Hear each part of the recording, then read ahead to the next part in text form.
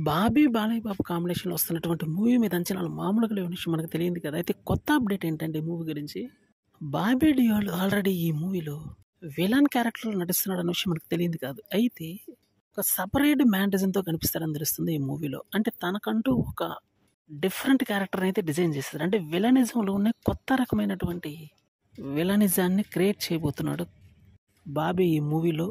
ఎందుకంటే ఇది ఆషామాషీ మూవీ అయితే కాదు. మూవీ మీద అంచనాలు మామూలుగా ఉన్నాయి అన్న సంగతి మనకు తెలియదు కాదు.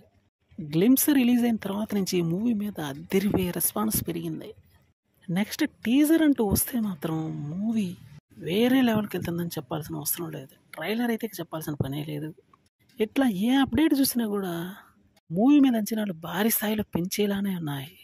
దానికి తగ్గ విధంగానే బాలయ్య బాబు యొక్క గెటప్స్ కూడా డిఫరెంట్ షేడ్స్లో ఉంటాయని తెలుస్తుంది. ఇప్పుడు వరకు ఒక్క షేడే రివీల్ చేసినప్పటికీ ముందు ముందు మిగతాయి కూడా ఖచ్చితంగా రివీల్ చేస్తారని తెలుస్తుంది.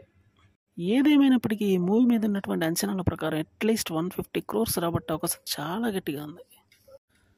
ఎందుకంటే ఈ మూవీ మీద మొదటి నుంచి కూడా పాజిటివ్ రెస్పాన్స్ ఉంది కాబట్టి కలెక్షన్స్ కూడా పాజిటివ్గా వచ్చే అవకాశం ఉంది.